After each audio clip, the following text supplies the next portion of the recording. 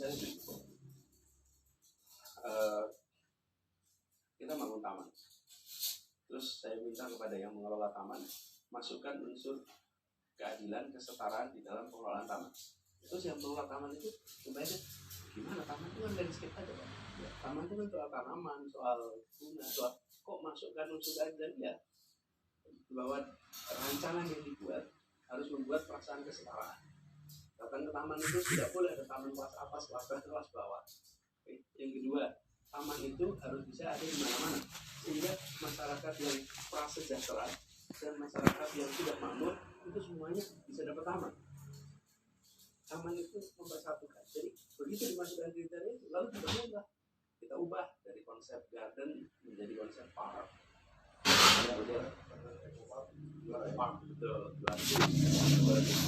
Maksud saya ini soal ketika kita bicara masukkan sebuah nilai dalam sebuah kebijakan, para birokrat, para pembuat teknis kebijakan itu langsung memasukkan.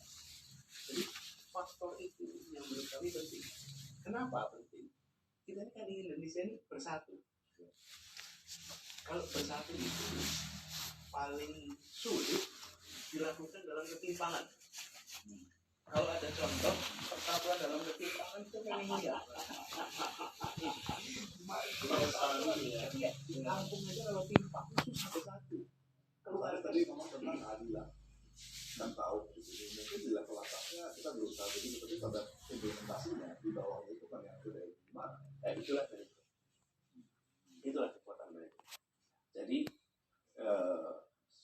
saya waktu di Jakarta memimpin 180.000 orang. Ya. Nah, Mas, kalau kita memimpin 10 orang, maka saya akan beri setiap orang itu masing-masing tugas. Itu tugas Anda. Itu saya monitor. Kenapa saya memimpin 10 orang? Kalau saya memimpin 150 orang, maka saya bikin struktur organisasi. Saya buat SOP.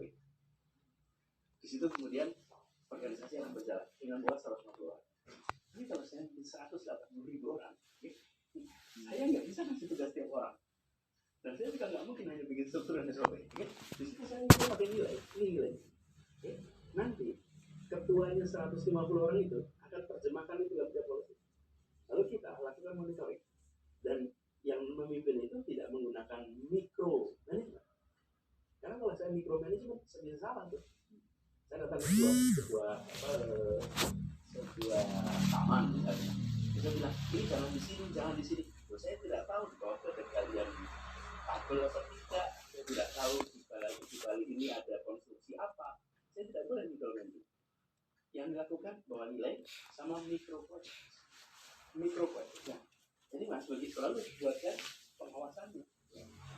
Jadi kami melihat unsur nilai ini yang harus menjadi perhatian ke depan, sehingga kebijakan-kebijakan yang kita buat akan membantu.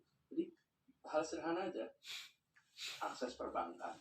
Pertanyaan, sudahkah perbankan kita membesarkan yang kecil tanpa mengecilkan yang besar? Kalau belum, kejar. KPI-nya bank-bank kita membesarkan yang kecil. Langsung itu jadi bagaimana caranya mereka tahu itu fungsi manajemen. Kemudian pertanyaan sederhana tentang pembangunan infrastruktur jalan misalnya. Maka infrastruktur jalan itu harus bisa memastikan desa-desa yang memiliki produksi pertanian yang baik itu punya akses yang baik. Jadi terjemahan itu akan banyak sekali di semua sektor, tapi itu akan menggeser fokus perhatian dari sekedar menghasilkan saja, tapi juga menghasilkan untuk siapa. Tadi ngomong tentang pada waktu di DKI. Pada waktu jadi gubernur DKI dan waktunya adalah Sandi, saya dengar dulu sempat ada disharmonisasi antara gubernur sama wagub. Apakah itu yang membuat akhirnya Mas Anies sekarang merasa nyari cawapres ini belajar dari disharmonisasi itu atau gimana? Tidak juga sih kalau disharmoni ya. Jadi gosip itu. Iya, dan begini, kita ini berada di wilayah publik yang selalu digosipin. Hanya selalu digosipin. Jadi nggak apa-apa juga digosipin. Tapi kan gosip bukan berarti fakta ya. Ternyata enak juga digosipin, rating naik. Kita kan terima kenyataan. Oh, jangankan gubernur, wali kota, apalagi presiden. Oh, ketua RT aja digosipin kok di dalam kampungnya. Dan gosip-gosip itu macam-macam. Tapi kita kerja bersama dan dengan Mas Sandi itu rutin tiap Senin kita ketemu. Kenapa tiap Senin ketemu? Ya untuk supaya apa yang dikerjakan minggu lalu dan mau dikerjakan minggu depan ini sama gitu. Jadi bahkan sampai ini kok apa kamar mandi saya itu ada apa sabun sama samponya. Karena dia kalau Senin pagi suka lari pagi, terus langsung meeting sama saya kan, jadi dia mandinya di kamar mandi saya. Sekali ternyata ya. Sebenarnya enggak seperti yang di ya tapi ya selalu lah namanya juga gosip gitu. Jadi Mas Anies ya mulai ajukan sekarang pada saat Mas Anies jadi gubernur itu sudah dan itu yang kita ada. Jadi bahkan kalau Mas Arief lihat itulah yang selalu saya ungkapkan sejak saya menginisiasi Indonesia Mengajar. Jadi ini bukan seperti hari ini saya mencoba menawarkan keadilan, bukan. Saya ini baca konstitusi kita, baca gagasan para pendiri republik yang sebutan adalah membangun sebuah republik untuk menghadirkan keadilan sosial kita. Itu kalimat republik, itu kalimat saya. Saya mengutip aja, saya mau melaksanakan yang menjadi cita-cita. Jadi ketika misalnya membangun Indonesia Mengajar itu dikirimnya kemana sih? Dikirimnya ke pelosok-pelosok. Kenapa? Karena kami ingin ada keadilan itu. Terus saya dapat tugas mengelola kampus. Kampus saya swasta. Apa yang kita lakukan untuk soal keadilan? Kita menginisiasi beasiswa full biaya hidup dan biaya kuliah untuk anak-anak berprestasi dari seluruh Indonesia. Nilainya sekitar 125 juta per orang untuk kuliah sampai selesai di kampus kami. Dan itu berisi para Madinah 20%, 15-20% per angkatan. Terus tangga-tangga kampus. Terus kampusnya kan mahal ya. Gitu. Kuliahnya agak mahal di situ. Lokasi kita di Mampang. Nah, kampung belakangnya itu kan kampung belakangnya bukan Pondok Indah. Kampung belakang itu saya perhatikan mereka naik bis dulu di depan kampus, terus jalan kaki di belakang SMP SMA itu. Mereka pasti punya batin aja. Saya bisa kuliah dulu. Akhirnya kita buat apa? Kita buat program biaya kuliah nol untuk seluruh warga di kelurahan kita. Ini kesamakan kita. Kenapa bisa nol? Dan nggak ngeluarin biaya buat kita. Karena unit kosnya kampus itu per kelas. Seperti itu sederhana. Unit kos itu per penerbangan. Diisi 10 penumpang atau diisi 100 penumpang, biayanya sama. Jadi kelas kita itu tidak ukur berapa kursi yang kosong per angkatan di kelas. Itu diisi oleh siapa? Tetangga kita. Jadi kami melihat semua yang kita kerjakan itu harus punya spirit menghadirkan rasa keadilan. Nah kemarin saya tidak sendiri PKI, ya saya fokus pada itu. Nah sekarang berdasarkan di Indonesia, alhamdulillah kita syukuri apa yang dikerjakan di pemerintah sekarang. Begitu banyak program pembangunan yang sudah berjalan, dari mulai infrastruktur keras, infrastruktur lunak, kemudian program-program terkait sampai hilirisasi, itu semua tujuannya akan mendorong supaya pertumbuhan ekonomi kita menjadi semakin cepat. Nah, kami ingin meneruskan pertumbuhan ekonomi itu makin cepat, ditambah berkualitas. Berkualitas itu apa? Bisa diiringi pemerataan. Pertumbuhan ekonomi tinggi tanpa pemerataan itu kualitasnya rendah. selama ini belum ada pemerataan kalau tidak Mas Anies. Ya, kita lihat angka ketimpangan kita. Dan ini bukan hanya satu pemerintah saja. Selama beberapa dekade kan kita tidak memberikan perhatian yang serius tentang pemerataan. Kemarin waktu aplikasi dari contoh ilustrasi potret Indonesia di malam hari. Dan potret Indonesia malam hari itu menggambarkan betapa di Pulau Jawa kota-kota itu menyala oleh malam. Walaupun kota kecil. Jadi kota kecil artinya kegiatan perekonomian pun hidup. Tapi di sampai di luar Jawa, apalagi Indonesia Timur, dan ini tidak menyalahkan satu pemerintahan, satu presiden, bukan. Ini kita sebagai bangsa dan negara selama bertahun-tahun berdekade-dekade kalau tidak menempatkan soal pemerataan sebagai prioritas. Tapi di Perth juga dalam menolak sepuluh. Bukan Di Perth adalah kemudian terang. Nah, yang menarik saya bandingkan India waktu itu. India dia merata. Nah, jadi itu PR. Padahal ketimpangan itu tapi ketimpangan antar daerahnya itu mereka bisa kelola. Bagaimana Mas Agni bicara tentang India? Bagaimana Mas Agni melihat ke depan? Sekarang ini kan benar-benar krisis global ini di depan mata. Benar ini sekarang India sangat menjaga sekali ekspor beras mereka. Sementara Ukraina sama Rusia juga sama dan juga India dari tantangan kita dalam pangan Ya, dan ekonomi. misalnya terkait dengan pangan ya, secara khusus kita ini memang perlu meningkatkan produksi nasional dan menghidupkan perekonomian desa. Kan selama ini udah kasih 1 miliar seperti Iya, itu memberikan dana, tapi belum tentu menghidupkan perekonomian. Apa sih menghidupkan perekonomian itu? Menghidupkan perekonomian itu menciptakan transaksi ekonomi, jual beli yang kita sebut dengan nama pasar. Tapi kalau menyebut pasar itu mungkin asosiasi orang itu membuat pasar tradisional. Padahal bukan, membuat pasar itu membuat terjadinya transaksi.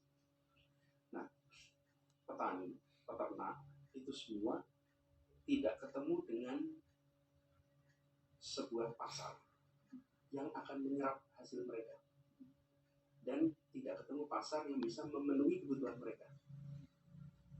KUD, BUMDes itu perlu dihidupkan, betul-betul hidup, supaya mereka menjadi off-taker. Off-taker artinya membeli hasil, dan mereka menjadi sumber untuk belanja kebutuhan petani dan peternak. Tujuannya apa? Membuat transaksi ekonomi terjadi. Kalau nah itu saya sebut itu. Kenapa tengkulak itu kan tidak ada pasar di sini. Jadi kemudian datang menggantikan fungsi pasar. Anda perlu apa? Saya beri. Anda perlu jual, saya membeli. Anda perlu obat, saya siapin obatnya. Anda perlu pupuk, saya siapin pupuk. Bagaimana kita melawan mafia impor? Karena kan itu semua hubungannya mau itu pupuk, mau itu beras, apapun itu urusannya sama impor. Ya, kalau terkait dengan pedagang, dari pengalaman kami tidak ada pedagang itu. Dan kumpulkan 8 pedagang, sampaikan bahwa ke depan kita akan makan A, B, C, D. Tak ada pedagang yang mau melawan pemerintah. Pasti. Masalahnya kita kumpulkan. Ini mengurangi itu juga harus bertahap. Tidak boleh kan Gus potong langsung kalau produksi domestik. Kita ini kan situasinya, kenapa kita dulu mengimpor? Sederhana, demand dalam negeri meningkat, supply-nya belum cukup. Oke. Lalu kita lakukan impor. Nah, sebenarnya yang kita harus lakukan, kita lakukan impor secara bertahap, supply dalam negeri ditingkatkan sehingga impor pelan-pelan turun. Tapi kita semua tahu impor itu rentenya besar dan lama-lama nikmat tuh dengan impor. Akhirnya supply itu nggak dinaikin.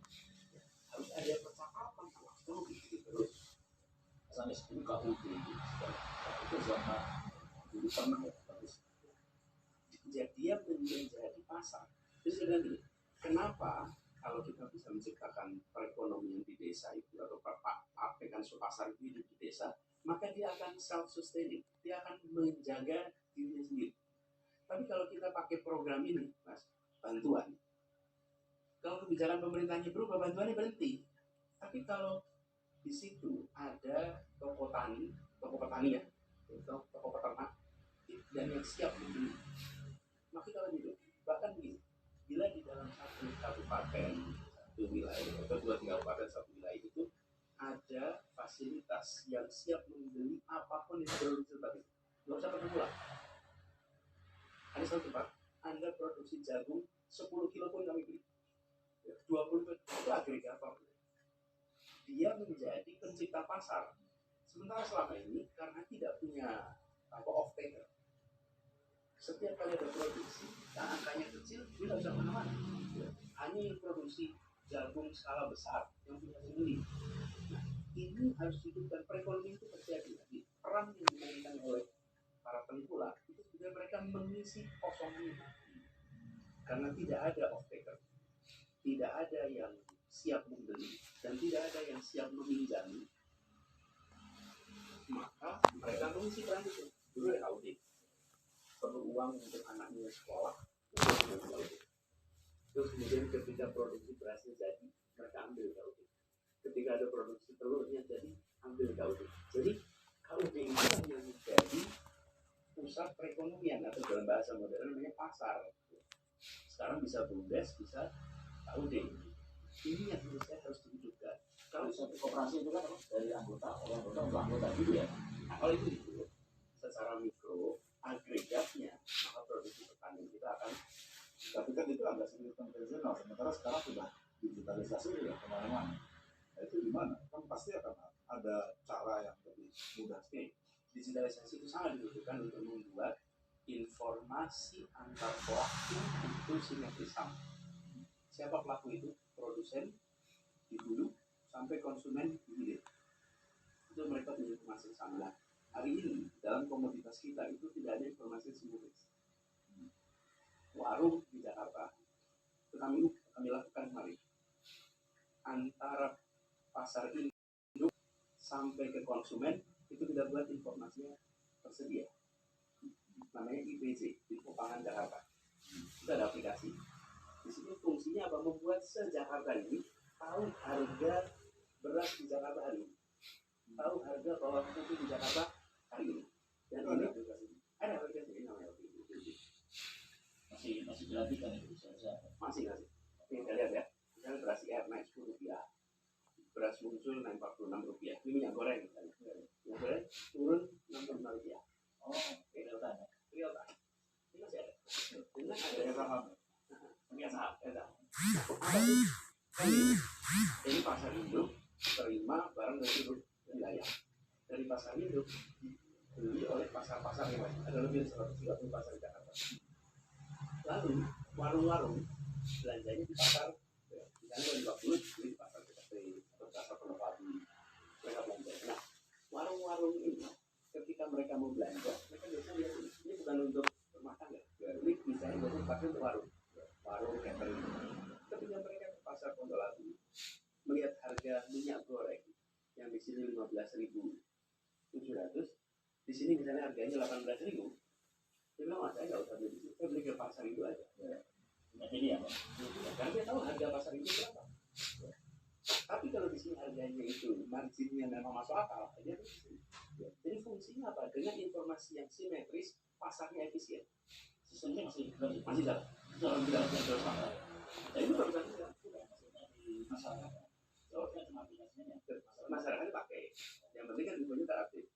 Dagang, Mereka pakai. Nah, jadi untuk wilayah Jakarta bahasa apa sophisticatednya nih namanya apa symmetric information di dalam market. Pasarnya informasi simetris. Nah, intinya apa? Pedagang warung kalau mau belanja dia tahu harga di pasar dengan di pasar itu selisihnya berapa. Efeknya pasar-pasar tidak bisa mainin harga. Kalau dia jual harga ketinggian dia dibeli. Ya, nah yang sekarang belum terjadi, belum bisa adalah dari pasar itu ke produsen.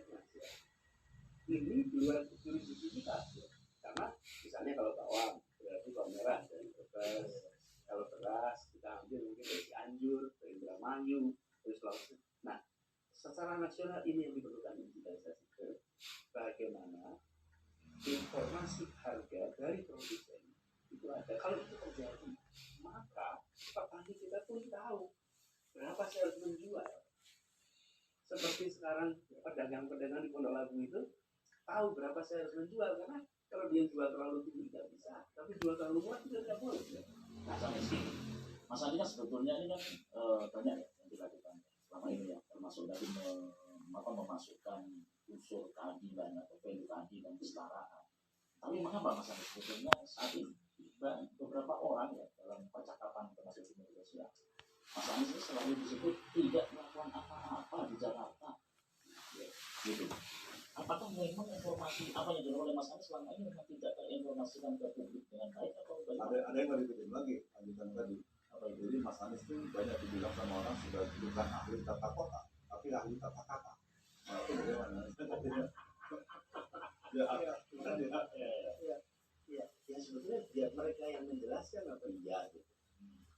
Karena yang namanya apa ya tuduhan kemudian klaim itu karena berhenti. kemampuan untuk menggaungkan sangat luas, dikerjakan secara kolektif, tapi nggak faktual. Ya inilah air putih. Tapi kalau ada 100 orang yang bilang ini air keras, Jadi benar. 100 orang bilang air keras, apa ya, saya harus cari 200 orang bilang ini air putih. Nah, saya cukup coba itu minum. Nah, ketika diminum dan baik, berarti ini air putih. Saya lihat Jakarta, jadi alhamdulillah saya sudah selesai di Jakarta, Mas. Boleh dilihat apakah Jakarta hasilnya.